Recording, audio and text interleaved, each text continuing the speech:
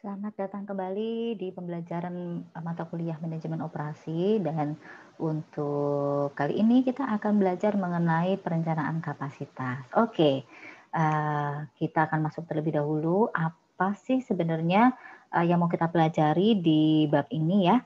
Ini saya ambil dari bukunya Hazer dan Render ya. Jadi kalau kita berbicara mengenai kapasitas, kita juga pasti akan berbicara mengenai desain dan juga bagaimana kapasitas ini dinilai sebagai kapasitas yang efektif. Jadi effective capacity ya. Selanjutnya strategi, lalu ada beberapa pertimbangan yang bisa menjadi salah satu faktor ketika menentukan keputusan dari kapasitas dan bagaimana mengelola permintaan ya. Termasuk nanti di dalamnya juga akan ada perencanaan kapasitas. Oke, saya lanjutkan lagi. Outline berikutnya adalah kita juga akan membahas mengenai break-even analysis ya. Jadi break-even analysis ada single product case ya, jadi kasus produk tunggal dan juga multi produk. Tapi untuk pembelajaran hari ini kita hanya akan membahas mengenai single product case saja. Walaupun kalau kita berbicara mengenai kapasitas, kita juga bisa menggunakan decision tree. Jadi pohon keputusan kita juga pakai itu. Tapi sekali lagi untuk pembelajaran kali ini kita hanya sampai dengan break-even analysis saja. Oke, saya lanjutkan kembali. Tujuan pembelajarannya untuk apa sih sebenarnya ya? Jadi untuk mengidentifikasi dan mengetahui tentang apa itu kapasitas, apa itu desain kapasitas, lalu efektivitas kapasitas dan juga utilisasi ya atau pemanfaatan dari sumber daya yang memang dimiliki oleh sebuah perusahaan tersebut. Oke, saya lanjutkan kembali. Dari tadi kita ngomongin kapasitas. Apa toh sebenarnya ya kapasitas itu? Jadi kalau kita berbicara mengenai kapasitas adalah hasil atau keluaran atau jumlah unit ya yang dapat dimiliki, diterima, disimpan atau diproduksi oleh fasilitas dalam jangka waktu tertentu. Jadi kalau kita ngomongin kapasitas kita harus tahu dulu nih, harus paham terlebih dahulu apa sih yang dimiliki oleh perusahaan tersebut ya yang memang nanti bisa dimiliki, diterima, disimpan, dan diproduksi oleh fasilitas dalam jangka waktu tertentu. Nah, itu nanti akan dihitung menjadi sebuah capacity, ya. Oke, saya lanjutkan lagi. Nah, kapasitas ini nanti juga akan bisa digunakan untuk menentukan biaya tetap, ya. Selain itu juga bisa menentukan apakah permintaan akan dipenuhi. Kenapa? Karena kapasitas ini nanti juga bisa digunakan untuk mengukur sebenarnya kita bisa memproduksi sampai dengan berapa unit sih, gitu. Atau kalau di perusahaan jasa ya, sebenarnya kita bisa melayani tamu kita ya atau customer kita ya. Ini berapa orang sih dalam satu waktu? Nah, itu dia, ya itu kapasitas ya. Dan kapasitas ini menggunakan 3 horizon waktu. Sekali lagi menggunakan 3 horizon waktu. Jangka pendek, jangka menengah, and then ada jangka panjangnya. Oke, saya lanjutkan kembali ya. Selanjutnya, ayo kita mulai melihat dari perencanaan ya jika kita menggunakan horizon waktu. Nah, jika kita berbicara mengenai rencana jangka panjang, perencanaan kapasitas yang bisa dilakukan adalah satu, menambah fasilitas ya. Jadi menambah fasilitas ini pasti sifatnya long term, jangka panjang ya, harus bisa direncanakan dalam jangka panjang. Lalu selanjutnya menambah peralatan yang sifatnya jangka panjang. Kenapa? Karena ada peralatan yang memang harus segera diganti ya. Dan ada juga peralatan yang sebenarnya kita butuhkan tapi masih bisa kita tunda. Nanti dulu deh, nanti di kedepannya kita akan mengembangkan menjadi seperti ini peralatannya. Nah, itu dia. Jadi ada sifat peralatan yang jangka panjang dan ada yang jangka menengah ya atau bahkan jangka pendek juga mungkin ada ya. Baik. Lalu selanjutnya rencana jangka menengah. Rencana jangka menengah kalau kita berbicara mengenai perencanaan fasilitas ya, ini pasti berhubungan dengan satu subkontrak. Nah, yang namanya subkontrak itu kan memang tidak jangka panjang sekali gitu 10 tahun enggak, tapi biasanya rencananya ini jangka menengah 2 tahun ke depan ya, 3 tahun ke depan ya atau mentok-mentok 5 tahun ke depan lah gitu. Lalu selanjutnya menambah peralatan. Nah, ini tadi yang saya katakan. Jadi memang peralatan ada yang sifatnya jangka panjang, ada yang sifatnya jangka menengah gitu ya. Lalu selanjutnya menambah shift kerja. Nah, ini juga harus direncanakan jangka menengah, nggak bisa dadakan juga dong. Kenapa? Karena kita harus mengatur nih kira-kira pembagian jam kerjanya seperti apa, lalu tambah ini loh menambah personil. Nah, siapa yang nanti akan menempati posisi tersebut itu kan nggak bisa dilakukan dengan short term, nggak bisa. Itu pasti harus dipikirkan dalam jangka menengah gitu. Lalu selanjutnya membangun dan menggunakan inventory. Nah, itu juga sifatnya rencana jangka menengah. Oke. Lalu kalau begitu apa rencana jangka pendeknya? Nah, kalau kita berbicara mengenai rencana jangka pendek, satu jadwal kerja. Nah, ini mau nggak mau nih, ini kan urgent banget ya, jadi harus segera. Ini memang rencana jangka pendek. Lalu jadwal personil, bukan nambah loh ya, beda, tapi jadwal. Jadwal personil, ini juga sifatnya jangka pendek. Lalu selanjutnya alokasi mesin, ini sifatnya juga jangka pendek. Nah, kalau Anda lihat di sini ya, untuk kuadran yang ada di kotak warna apa sih, ini silver abu-abu ya, abu-abu ini merupakan modifikasi kapasitas, sedangkan yang ada di kotak orange ini adalah penggunaan kapasitas ya. Jadi perencanaan kita bagi menjadi 3 horizon waktu, rencana jangka pendek, menengah, dan juga panjang ya. Ini ada keterangan bahwa untuk menambah fasilitas dan menambah peralatan yang sifatnya jangka panjang, memang ini merupakan pilihan yang terbatas. Itu nanti dulu deh, gitulah. Kalau kita bisa kalau kita bisa merencanakan yang short term dulu sama yang jangka menengah dulu, itu yang akan menjadi prioritas kita terlebih dahulu, gitu ya. Oke, saya lanjutkan kembali. Selanjutnya desain dan kapasitas efektif. Nah, oke. Kapasitas desain atau desain kapasitas lah istilahnya ya, desain kapasitas. Apa tuh itu? Nah, kalau kita lihat di sini adalah sebuah keluaran teoritis maksimum dari suatu sistem. Nah, jadi kalau kita mau ngomongin desain capacity ya, itu artinya kita akan mencari kira-kira nih output maksimumnya dari suatu sistem ini berapa sih? Nah, gitu ya. Itu dia, itu namanya kapasitas desain. Nah, biasanya dinyatakan sebagai tarif gitu. Jadi kalau kita mau mencari yang nyatanya sebagai tarif gitu. Lalu kapasitas yang efektif ya. Sebuah kapasitas dinilai efektif jika ya kalau kita lihat dulu sini merupakan kapasitas yang diharapkan dapat dicapai oleh perusahaan dengan kendala operasi saat ini. Jadi paling efektif dengan barrier yang ada, dengan hambatan yang ada, berapa sih yang bisa dihasilkan? Nah, itu dia ya. Nah, kalau kita berbicara mengenai kapasitas efektif ya, memang seringkali lebih rendah dibandingkan dengan kapasitas desain itu tadi gitu. Jadi memang kalau kita berbicara mengenai angka nanti atau prosentase ya, itu nanti biasanya akan lebih rendah dibandingkan dengan kapasitas desain itu dia. Jadi Anda harus bisa membandingkan apa itu kapasitas desain, apa itu kapasitas efektif. Oke, saya lanjutkan kembali. Nah, ketika kita berbicara mengenai capacity, kapasitas, kita juga harus paham bahwa ada utilisasi dan efisiensi. Utilisasi, janjinya kalau di bahasa Indonesia kan itu merupakan pemanfaatan. Nah, jadi artinya sebenarnya adalah seberapa persen sih kapasitas ini bisa dimanfaatkan secara maksimum, begitu aja sih sebenarnya ya. Atau kalau saya ambil dari buku ini ya, dari buku asal ya, utilisasi adalah presentase dari kapasitas desain yang dicapai gitu. Nah, ada rumusnya nih ya. Rumusnya kalau utilisasi adalah aktual output, jadi output aktual yang memang nanti dihasilkan secara aktual ya, dibagi dengan desain kapasitinya atau kapasitas desainnya ya. Sekali lagi, actual output dibagi dengan desain capacity. Itu rumus dari utilisasi ya, utilization. Selanjutnya ya, efisiensi. Kita juga harus paham bahwa ada yang namanya efisiensi ya, karena kita tidak mungkin semuanya bisa dicapai ya. Jadi kalau kita berbicara mengenai efisiensi adalah persentase pencapaian kapasitas yang efektif. Nah, jadi secara efektif prosentasenya berapa yang bisa kita capai. Nah, ada rumusnya nih ya. Rumusnya adalah actual output dibagi dengan effective capacity. Sekali lagi, actual output dibagi dengan effective capacity ya. Jadi nanti kalau diminta untuk mencari nih berapa sih utilisasi? Utilisasi dicari dengan cara actual output dibagi dengan design capacity. Sedangkan efisiensi dicari dengan actual output ya, sama sebenarnya ya, actual output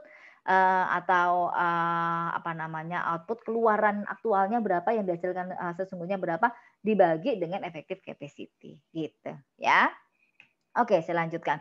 Ini contoh perhitungannya ya, apa gunanya rumus kalau Anda nggak bisa mencarinya. Oke, saya ambil contoh di sini ya, ada data yang menunjukkan bahwa actual production last week, ya jadi artinya output aktual. Nah, ya di minggu lalu ya, ini ada 148.000 rolls ya. Lalu effective capacity-nya 175.000 rolls ya, gulungan ya. Lalu desain capacity-nya, nah ini didesain secara kapasitasnya ya, itu maksimum bisa menghasilkan SD desainnya adalah sebesar 1.200 atau sebanyak 1.200 roll per hour. Jadi per jamnya bisa menghasilkan 1.200 gulungan rolls ya. Lalu bakery ya, ini saya nggak tahu nih apakah ini bakery, toko bakery ya, apa perusahaannya namanya bakery, anggap saja ini perusahaannya namanya bakery ya, beroperasi ini 7 hari per minggu ya, jadi 7 hari per minggu. Waduh, nggak ada liburnya dong, Senin, Selasa, Rabu, Kamis cuma Sabtu Minggu, oh nggak ada liburnya dia. Oke, nggak ada liburnya 7 hari per minggu. Lalu 3 sampai dengan 8 jam shift. Sekali lagi 3 sampai dengan 8 jam shift. Ini kebetulan ada 2 durasi shift, 3 sampai dengan 8, tapi bisa juga nanti kalau di soal cuma 1 aja ya. Oke, baik. Kalau begitu gimana sih cara carinya? Ya, oke, bentar dulu nih saya langsung keluarin gitu aja ya. Nah, Anda harus tahu dulu, Anda harus paham dulu berapa sih desain capacity-nya sesungguhnya. Sekali lagi, berapa sih desain capacity-nya sesungguhnya ya. Mungkin pertanyaan Anda adalah, "Bu, itu kan sudah ada 1.200 roll per hour." Oke, ini baru kita mau berbicara mengenai, berapa sih setiap jam bisa dihasilkan. Padahal sesungguhnya kan nggak cuma satu orang yang bekerja di perusahaan tersebut, misalnya begitu ya. Nanti kalau ada orang bisa dikalikan dengan orang.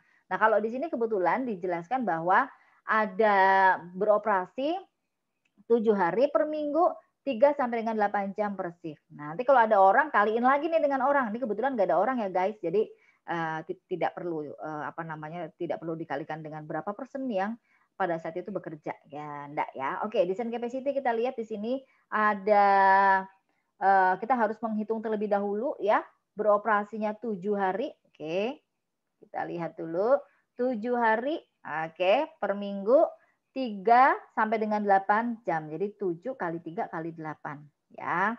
Oke, lalu dikali dengan per hour-nya, per jamnya bisa menghasilkan berapa roll sih? Nah, karena datanya di sini adalah 1.200 roll ya dikalikan ya. Jadi Anda harus mengkalikan terlebih dahulu 7 hari dikali 3 dikali 8 hasilnya dikali 1.200. Saya nggak boleh nyebutin semua dulu, nggak. Kenapa? Karena harus mengkalikan antara 7 hari dikali 3 dikali 8 baru dikalikan dengan 1.200 ya.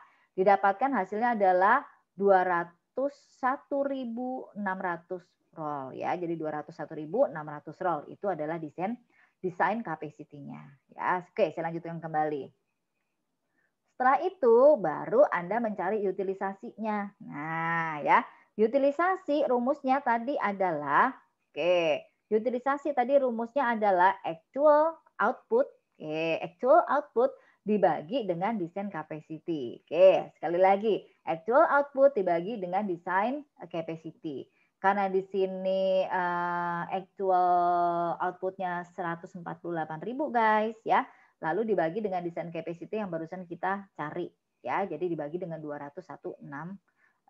Jadi 201.600 unit rolls ya, dia satuannya rolls ya.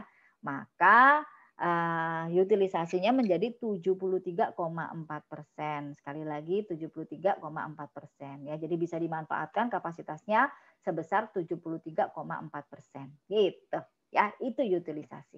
Oke, saya lanjutkan kembali. And then selanjutnya tadi kita sudah dapat desain capacity-nya 201.600 roll. Utilisasinya 73,4%. And then selanjutnya efisiensi ya, selanjutnya efisiensi. Rumus tadi untuk mencari efisiensi adalah output aktual ya, jadi actual output ya 148.000 dibagi dengan effective capacity. Nah, kebetulan di sini effective capacity-nya sudah dapat nih guys, yaitu 175.000. Sekali lagi, 175.000 ya. Maka bisa didapatkan hasilnya 148.000 dibagi dengan 175.000 adalah 84,6%. Nah, secara efisiensi bisa digunakan sebesar 84,6% gitu ya. Oke, saya lanjutkan kembali. Tinggi juga nih efisiensinya nih sebenarnya. Oke, saya lanjutkan kembali ya. Oke, selanjutnya. Setelah kita berbicara mengenai berapa desain capacity-nya, lalu berapa utilisasinya, berapa efisiensinya. Selanjutnya kita berbicara mengenai expected output-nya gitu. Jadi output yang diharapkan begitu ya. Nah, output yang diharapkan ya didapatkan dengan cara mengkalikan antara effective capacity dengan efisiensi. Ya, sekali lagi, effective capacity dengan efisiensi ya. Di sini memang sudah ada data effective capacity-nya adalah 175.000 ya, 175.000. Nah, lalu ada data baru yaitu efficiency of new line sebesar 75%. Nah, kita menggunakan angka itu ya guys ya. Jadi effective capacity-nya 175.000 dikali dengan 0,75 ya. Didapatkan expected output ya atau output yang diharapkan sebesar 131.250 ROS gitu. So easy, gampang banget ya. Jadi kalau sampai ada soal kayak begini, Anda jangan apa ya namanya, hitung-hitungan enggak, ini gampang banget. Jadi Anda perlu tahu dulu nih actual production-nya berapa, lalu cari dulu nih design capacity-nya berapa dengan mempertimbangkan beroperasinya perusahaan itu berapa jam per hari, berapa minggu per hari. Kadang-kadang ada soal yang nambahin ada personnya di situ ya. Nah, itu juga harus bisa Anda cermati baik-baik ya. Oke, saya lanjutkan kembali ya. Baik, setelah itu kita berbicara mengenai kapasitas dan strategi. Sekali lagi kita mau berbicara mengenai kapasitas dan strategi. Nah, apa ya namanya? Pada dasarnya jika kita berbicara mengenai capacity, kita juga harus menggunakan strategi kapasitas supaya tingkat produksi yang kita lakukan ya yang perusahaan lakukan ini bisa efektif dan efisien tentu saja ya. Jangan sampai kekurangan dan juga jangan sampai kelebihan. Kenapa? Kalau kekurangan kita akan kehilangan pendapatan ya. Jadi kita akan kehilangan memenuhi permintaan pasar. Kalau kelebihan, nah itu dia. Kalau kelebihan, nah kita ada biaya inventory yang harus kita tanggung. Nah itu juga harus jadi dipertimbangkan ya. Nah keputusan kapasitas berdampak pada 10 keputusan manajemen operasi serta area fungsional lain dan organisasi. Intinya adalah setiap keputusan kapasitas nanti impact-nya, dampaknya ya sudah ke ini ke area fungsi lainnya ya di dalam organisasi tersebut gitu ya. Nah, keputusan kapasitas harus diintegrasikan ke dalam misi dan strategi organisasi. Iya, kenapa? Bayangin aja kalau tiba-tiba nanti produksinya tidak bisa dipenuhi, bagian pemasaran nih bingung juga nih mau jual apa. Nah, sama nih, misi juga begitu. Kalau kita berbicara mengenai misi, kan kita berbicara mengenai tujuan jangka panjang. Nah, tujuan jangka panjang kita apa?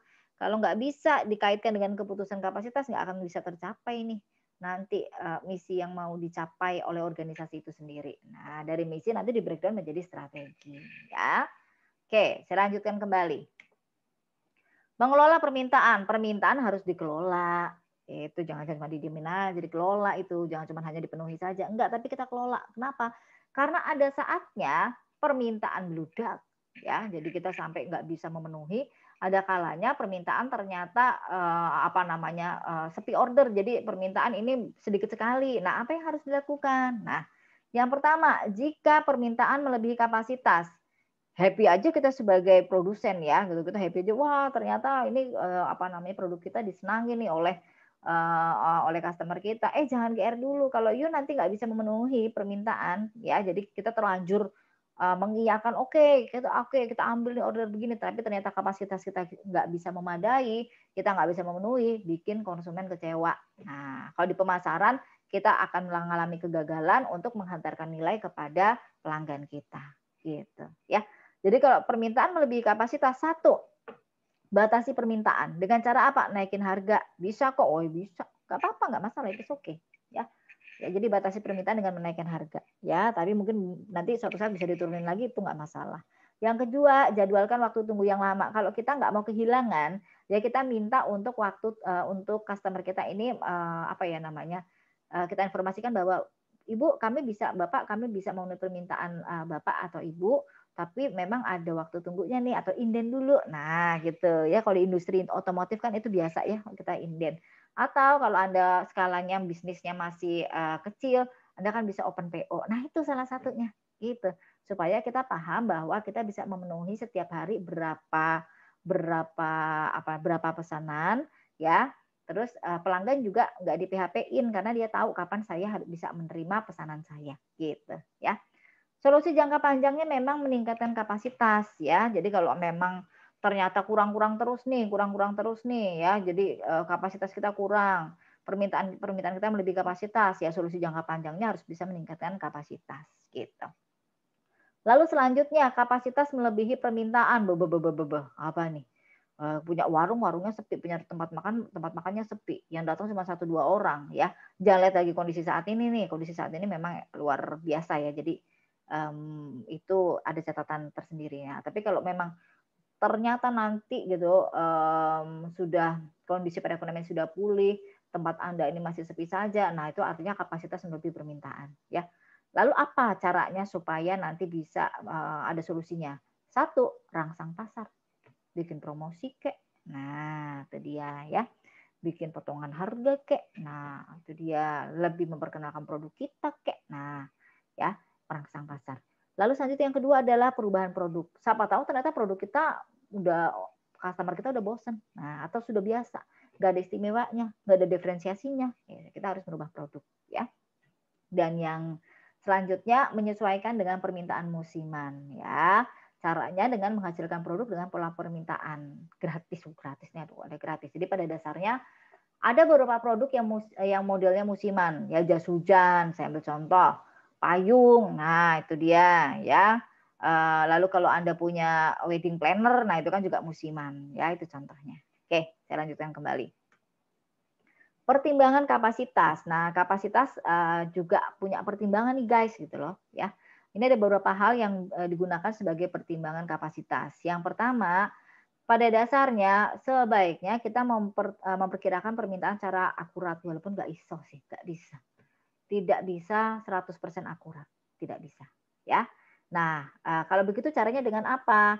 Ya ini tadi nih kita bisa menggunakan beberapa teknologi untuk mengestimasi permintaan dan juga kapasitas gitu. Kita bisa menggunakan teknologi juga salah satunya ya. Lalu ketiga menentukan atau menemukan level pengoperasian volume yang optimal ya. Tadi dengan kita menghitung design capacity, kita menghitung efisiensi, kita menghitung utilisasi. Nah, itu sebenarnya kita bisa tahu nih berapa sih level pengoperasian yang optimal. Nah, untuk usaha kita ini gitu ya. Lalu dibangun untuk bisa berubah. Kenapa? Ya perubahan sekarang tuh cepat sekali ya. Selera konsumen juga berubah cepat, teknologi berubah cepat dan kita harus bisa mengikuti perkembangan tersebut atau perubahan tersebut gitu ya. Oke, saya lanjutkan kembali. Ada beberapa taktik yang bisa digunakan untuk menyesuaikan kapasitas dengan permintaan. Satu, staffnya diubah, gitu ya. Nambahin staff, ngurangin staff, atau staffnya diganti dengan yang lebih kompeten, misalnya begitu ya. Lalu yang kedua, menyesuaikan peralatan dan juga proses ya. Caranya dengan apa? Satu, membeli mesin tambahan misalnya ya. Lalu yang kedua, menjual atau menyewakan peralatan yang ada. Nah, ketika kita sudah nggak butuh lagi, ya kita jual aja, kita sewain, malah bisa dapat uang juga di situ, bisa dapat penghasilan tambahan di luar penjualan produk main produk kita gitu ya. Lalu yang ketiga, memperbaiki metode untuk meningkatkan hasil dan yang keempat, kita bisa kok redesign gitu dia ya, redesign ya, kita redesign ulang ya produk untuk memfasilitasi lebih banyak hasil itu dia ya. Jadi ada 4 taktik yang bisa digunakan untuk menyesuaikan kapasitas dengan permintaan dan tidak selalu dari sisi produk, tidak selalu dari sisi mesin saja, tapi bisa juga ternyata dari sisi si staffnya ini sendiri ya. Oke. Lalu selanjutnya pendekatan ekspansi kapasitas. Jadi pada dasarnya ini adalah strategi penambahan kapasitas ya. Ini sebenarnya merupakan strategi penambahan kapasitas, ekspansi kan penambahan ya. Yang pertama kita bisa menggunakan leading demand with incremental expansion ya, atau kalau di buku lain dikenal dengan lead strategy ya. Lalu yang kedua ya, ini ada leading demand with one step expansion ya. Sama juga nih lead strategy, yang membedakan adalah ini penambahannya bertahap guys ya, jadi bertahap. Kalau ini langsung satu kali tapi dia besar gitu loh, perubahannya atau penambahan capacity-nya itu besar-besaran gitu ya, secara masif gitu loh. Lalu yang C, capacity lags demand with incremental expansion ya, kalau di buku lain ini dikenal dengan lag strategy ya. Ini bedanya dengan lead strategy. Kalau lead strategy penambahan kapasitasnya bertahap, tapi sebelum terjadi pertumbuhan permintaan produk misalnya begitu. Sedangkan yang strategi ini baru mau nambahin secara bertahap kalau sudah ada pertumbuhan gitu. Pertumbuhan apa? Pertumbuhan permintaan. Begitu pasarnya mulai tumbuh, baru dia merespon ya, perusahaan tersebut merespon dengan menambah kapasitas secara bertahap begitu ya. Lalu ini ini memang menggunakan kapasitas rata-rata ya, tapi bertahap, incremental expansion ya, bertahap seperti itu. Oke, coba kita lihat satu persatu. Oke, incremental strategi ya. Jadi memang penambahan kalau tadi saya sudah jelaskan di awal, ini memang perluasan kapasitas. Jadi penambahan kapasitas ya, tapi dilakukan secara bertahap ya, kan incremental. Nah, strategi utamanya adalah perluasan kapasitas untuk mengantisipasi pertumbuhan. Jadi sebelum terjadinya pertumbuhan permintaan, perusahaan tersebut sudah meningkatkan capacity dulu. Ya, gitu dia. Untuk apa? Untuk antisipasi. Tujuannya untuk antisipasi itu aja. Tapi dilakukannya secara bertahap, begitu ya. Nah, memang ini pada dasarnya strategi memimpin atau strategi memimpin permintaan ya, proaktif. Jadi sebelum terjadi pertumbuhan dia sudah proaktif terlebih dahulu dengan mempertahankan kelebihan capacity. Jadi kapasitasnya berlebihan itu oke, nggak masalah kok gitu, daripada kita kekurangan ya, tapi bertahap tadi ya. Nah, sasaran dari strategi ini adalah mempertahankan kapasitas yang memadai untuk meminimalkan kemungkinan tidak terpenuhinya permintaan. Jadi jangan sampai permintaan ini nggak terpenuhi, tidak bisa kita layani, itu dia ya. Nah, perluasan kapasitas ini dilakukan secara bertahap karena incremental. Oke, saya lanjutkan kembali. Manfaatnya apa atau kelebihannya apa ya?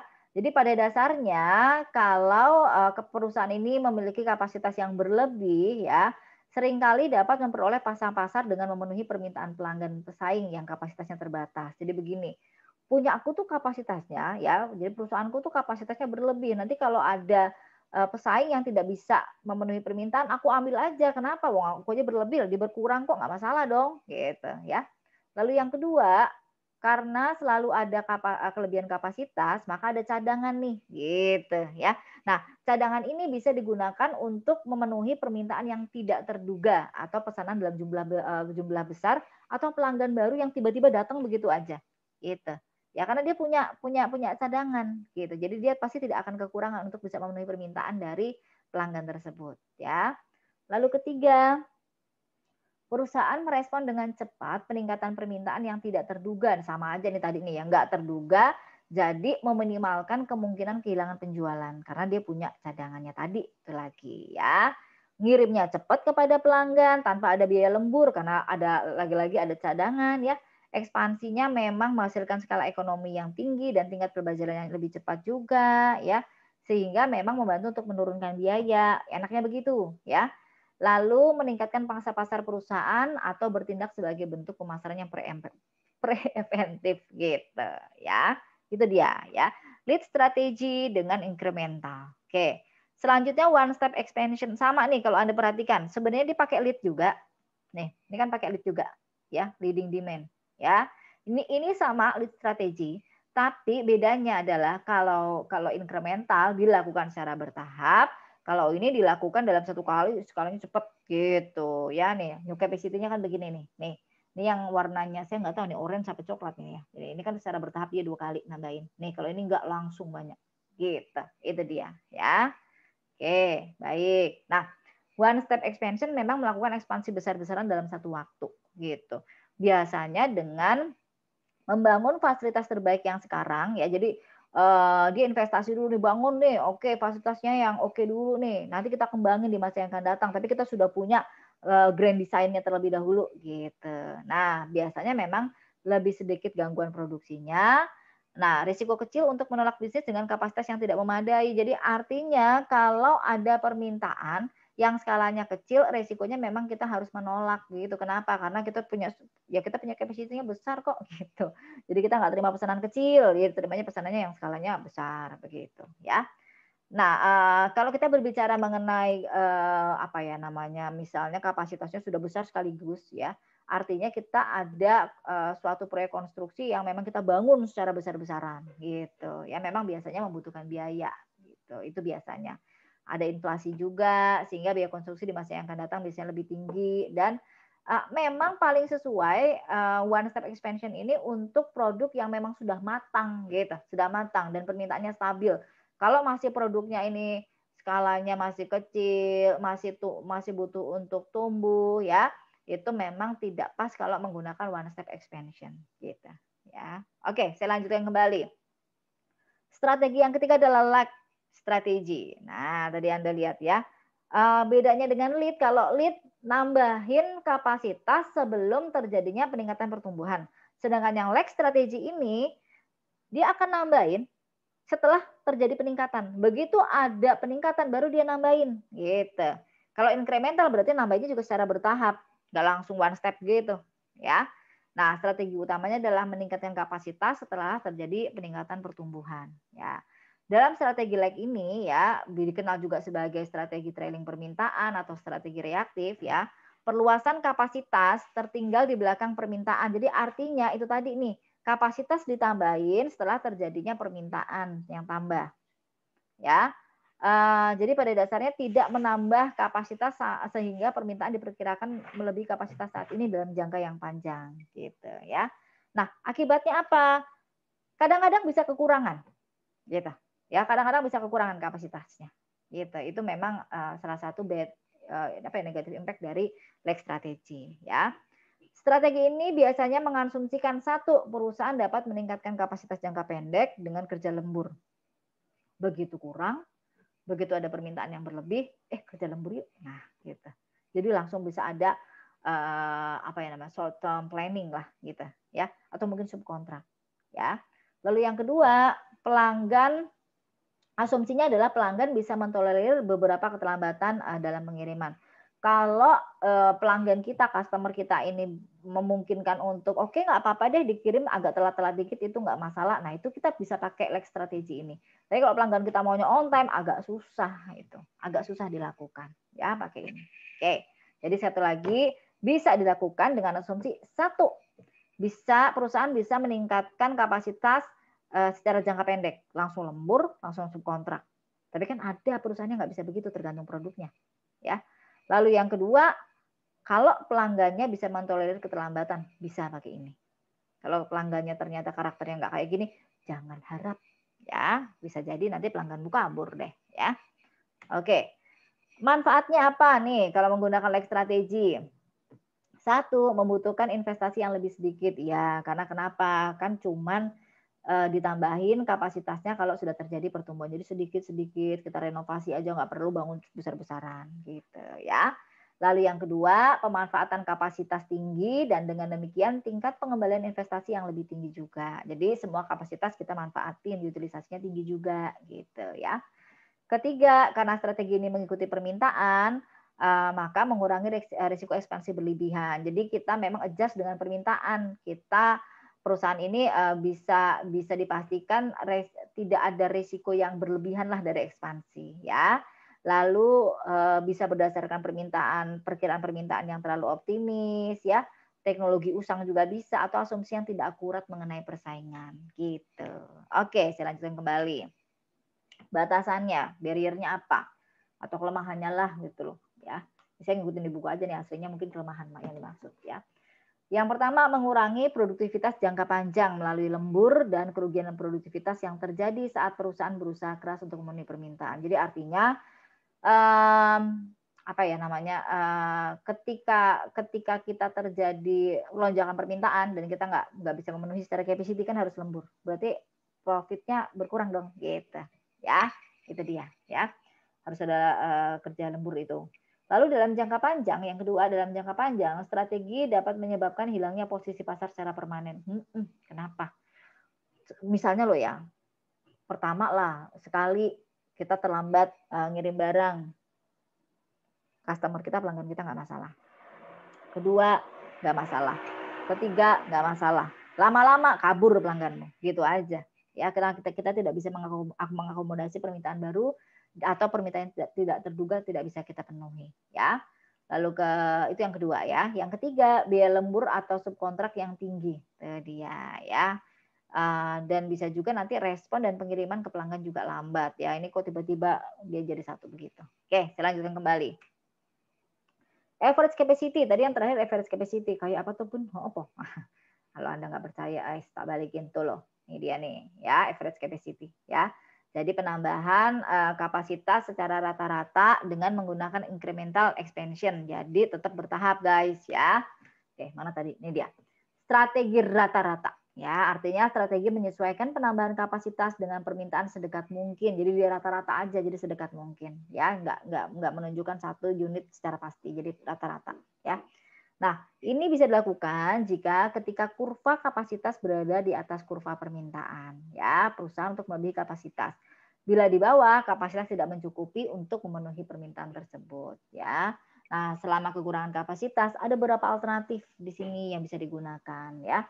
Bisa jadi memang kehilangan, maka bisa dilakukan dengan ekspansi kapasitas jangka pendek melalui subkontrak, lembur, dan shift tambahan. Jadi hampir sama nih dengan tadi nih yang lag ya.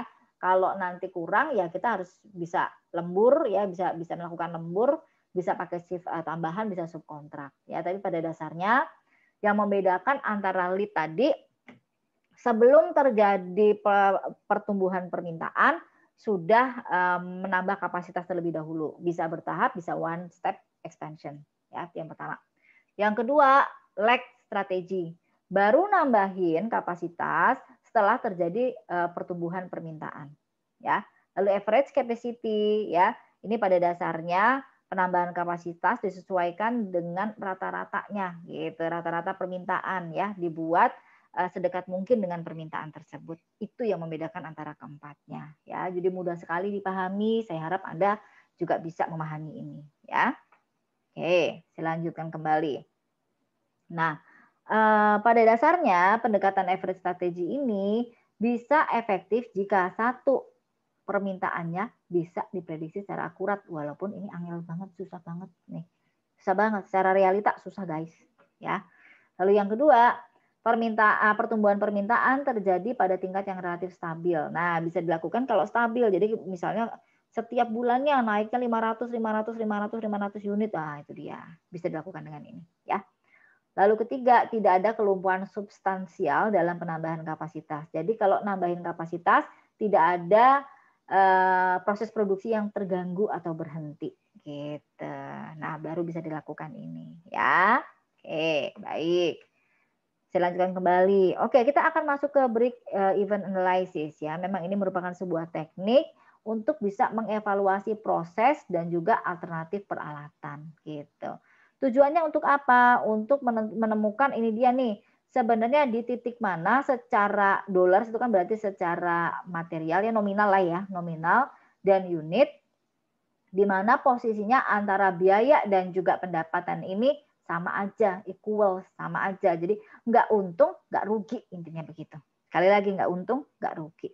Nah ya, memang untuk bisa mengestimasi ini dibutuhkan beberapa data ya. Satu, Anda harus mengetahui berapa biaya tetapnya, fixed cost-nya. Kedua, berapa biaya variabelnya, variable cost-nya. Lalu yang ketiga, berapa pendapatannya. Gitu. Ini adalah break even analysis atau analysis break even. Oke, saya lanjutkan kembali. Nah, kalau tadi sudah disebutkan bahwa untuk bisa menghitung break even analysis, bisa menggunakan analisis break even ini, ada 3 data yang sebenarnya Anda butuhkan. Satu, biaya tetap, biaya variabel, sama pendapatan. Gitu. Ya, sebenarnya itu. Ya. Oke, biaya tetap terlebih dahulu. Biaya tetap adalah biaya yang terus berlanjut meskipun tidak ada unit yang diproduksi. Jadi artinya tidak dipengaruhi oleh unit produksi gitu. Berapapun unit yang diproduksi, biayanya sama aja dan harus dibayarkan. Contohnya adalah biaya depresiasi, biaya pajak, biaya hutang, biaya pembayaran hipotek. Mungkin juga ada biaya sewa gitu ya. Lalu biaya variabel. Biaya variabel adalah biaya yang bervariasi dengan volume unit yang diproduksi. Jadi biayanya akan berubah seiring dengan peningkatan atau pengurangan produksi yang dihasilkan oleh perusahaan tersebut. Ya, contohnya ada biaya tenaga kerja, material, dan juga porsi utilitas. Gitu. Lalu kita juga mengenal ada yang namanya kontribusi. Ya, kontribusi merupakan selisih antara harga jual dan juga biaya variabel gitu. Ya pendapatan lah sama aja gitu. Oke, saya lanjutkan kembali. Oke. Nah, biaya break even analysis atau analisis break even bisa dilakukan dengan asumsi satu, biaya dan pendapatan adalah fungsi linier. Tapi secara umum di dunia nyata nggak demikian, gitu ya. Yang kedua, sebenarnya biaya-biaya ini sulit dicapai. Sulit dicapai itu apa tuh maksudnya? Kita ngitung biaya variabel tuh banyak banget loh, ya. Jadi kalau mungkin di contoh soal ini biaya variabel cuma 2 macam gitu, tapi kenyataannya banyak. Biaya tetap pun klasifikasinya itu beda-beda gitu. Saya ambil contoh, biaya gaji bagian SDM itu termasuk ke biaya tetap misalnya. Begitu biaya gaji bagian produksi buruh gitu, itu biaya variabel. Nah, klasifikasinya berbeda-beda ya. Dan tidak memperhitungkan nilai waktu uang, padahal itu penting. Ya. Oke, baik. Oke. Ini merupakan kurva break even analysis, saya ambil contoh ya. Jadi yang namanya break even ini posisinya ada di sini guys. Sebentar, nah posisinya ada di sini nih. Nih ya. Jadi pada saat total cost sama dengan total revenue gitu. Kalau di bawah ini secara unit atau secara secara nominal maka akan rugi. Kalau di atas ini maka akan untung gitu ya, akan mengalami keuntungan. Oke, saya lanjutkan kembali. Oke, baik. Nah, ini rumus dari break even analysis ya. Jadi kalau BEPX itu artinya break even point dalam unit, BEP dollar ya dalam dolar ya. Nanti kalau misalkan jangan kaget kalau nanti ada rupiah kok di sini dolar ya. Itu intinya adalah secara nominal ya. Lalu P adalah price per unit ya. Kalau ada diskon dikurangi dulu diskonnya guys ya. Lalu X adalah number of unit produce ya. Jadi artinya berapa unit sih yang diproduksi. TR adalah total revenue atau bisa juga dengan PX ya. Lalu ada F fixed cost, V variable cost, TC total cost. Total cost didapatkan dari variable cost ditambah dengan fixed cost ya, atau fixed cost ditambah dengan variable cost. Dikali dulu nih dengan berapa unit produksinya. Nih, ini loh, maksud saya ini loh. Oke. Jadi nanti kalau ada pertanyaan ya, berapa total cost-nya dikaliin dulu nih antara variable cost dengan jumlah unit yang diproduksi. Gitu ya. Oke, saya lanjutkan kembali. Oke. Rumus break even point seperti ini nih ya. PR sama dengan TC ya. Jadi total revenue Ini maksudnya gini, break even point ini akan terjadi ketika total revenue sama dengan total cost. Nah, jadi artinya total pendapatan sama dengan total cost atau P kali X sama dengan V tambah F tambah VX ya. Jadi price dikali dengan unit produksi ya yang dihasilkan sama dengan fixed cost ditambah variable cost dikali dengan berapa jumlah unit yang diproduksi. Nah, BEP didapatkan dari ini dia fixed cost dibagi dengan price-nya ya, dikurang dengan variable cost-nya. Ini kita dapatkan break even point dalam unit gitu. Ya, gampang kok. Anda pasti bisa nih. Kalau nggak bisa kebangetan lah ya. Kok anak saya aja kelas 6 SD bisa. Oke, saya lanjutkan kembali. Baik. Lalu selanjutnya ini kalau dalam dolar atau dalam rupiah atau dalam nominalnya bukan dalam unitnya ya. Oke. BEP dalam dolar ya didapatkan, kita lihat rumusnya di sini ya. Misalnya Anda bisa mencari dengan cara BEPX dikali dengan P ya dikali dengan price-nya atau ya sama dengan fixed cost. Oke, fixed cost dibagi dengan harga ya P price dikurangi dengan variable cost dikali dengan P ya. Atau kalau kita lihat di sini turunan rumusnya ya ada fixed cost ya, fixed cost lalu dibagi dengan dalam kurung dulu ya price dikurangi dengan variable cost lalu dibagi dengan price juga ya. Jadi muter-muter di situ aja sih sebenarnya rumusnya ya. Dan rumus yang terakhir kalau Anda lihat di sini adalah fixed cost lalu dibagi dengan 1 ya, dikurangi dengan variable cost bagi dengan P. Pakai mana aja rumusnya, hasilnya tetap sama kok, nggak masalah ya. Pakai mana saja hasilnya harusnya sama, should be sama ya. Lalu kalau Anda diminta untuk mencari profit, sekali lagi kalau Anda diminta untuk mencari profit, rumusnya adalah total pendapatan dikurangi dengan total cost. Atau kalau Anda lihat di sini turunan rumusnya adalah PX ya, jadi price dikali dengan unit produksinya dikurangi dalam kurung variabel fixed cost dulu ya, fixed cost dulu ditambah dengan variabel cost dikali dengan X ya. Ini turunan lagi rumusnya. Terserah mau pakai yang mana, sama aja, hasilnya juga pasti sama ya. Oke. Baik, ini adalah contoh penyelesaian untuk soal break even ya. Misalnya di sini fixed cost-nya adalah 10.000 ya. Lalu direct labor-nya ya upah direct labor ya. Ini sebesar 1,5 dolar per unit ya. Dia mainnya unitnya. Jadi kalau variabel tuh mainnya unit itu Pak sudah dipastikan kalau ada angka bicaranya cost lalu per unit itu adalah variable cost ya. Lalu material ya, untuk pembelian material senilai yang harus dikeluarkan cost-nya 0,75 per unit ya. Lalu selling price-nya adalah 4.000 bukan 4.000, 4 dolar per unit, 4 dolar per unit. Oke, saya ulangi sekali lagi ya. Fixed cost-nya 10.000 dolar, lalu ada data direct labor 1,5 dolar per unit ya. Lalu material ini sebesar 0,75 per unit dan selling price-nya sebesar 4 dolar per unit. Guys, kalau ditanyain mana variabel cost-nya? Variabel cost-nya adalah direct labor dan material ini. Sekali lagi, direct labor dan material ini ya. Ini adalah variabel cost-nya. Oke, langsung dimasukkan ke dalam rumus ya. Kebetulan yang ada di contoh ya di PowerPoint ini, contohnya menggunakan rumus fixed cost dibagi dengan 1 dikurangi dalam kurung variable cost dibagi dengan price ya. Oke, kita masukkan ke dalam rumus di sini ya. 10.000 ya, 1 dalam kurung 1,5 tambah 0,75 karena ini adalah variable cost dua-duanya ya, dijumlahkan dulu lalu dibagi dengan 4 ya. Didapatkan hasilnya dalam dolar adalah sebesar 22 dolar 22.857,14 dolar gitu ya. Ini dalam dolar, sedangkan ini dalam unit. Kalau dalam unit rumusnya menjadi fixed cost dibagi P price dikurangi dengan variable cost ya. Kita masukkan ke dalam rumus. 10.000 ini adalah fixed cost-nya, 4 dolar ini adalah selling price-nya ya. Lalu 1,5 tambah 0,75 ini adalah variable cost-nya ya. Didapatkan hasilnya sebesar 5.714 unit. Sekali lagi ini unit ya. Kalau ini dalam dolar, ini dalam unit. Begitu semudah itu ya. Oke. Baik. Nah, kalau di sini berarti kalau Anda diminta untuk menggambarkan, sekali lagi kalau Anda diminta untuk menggambarkan kurva BEP-nya adalah, Anda lihat dulu di sini ya.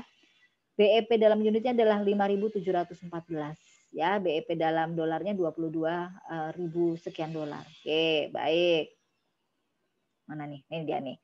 Ini tadi dalam unit ya. Jadi yang mendatar ini dalam unitnya, ke atas ini adalah dalam dolarnya. Tadi dalam unitnya sekitar 5.000 sekian, dalam dolarnya sekitar 20.000 sekian. Nah, ditarik garis ya. Ini lalu jumlah revenue-nya, ini tumbah total cost-nya, fixed cost-nya memang karena fixed cost ya, maka mendatar ya. Oke, itu adalah kurva dari break even analysis. Baik, sudah selesai ya. Semoga bisa dipahami oleh Anda semua. Sampai ketemu di mata kuliah lainnya selanjutnya bersama saya. Terima kasih.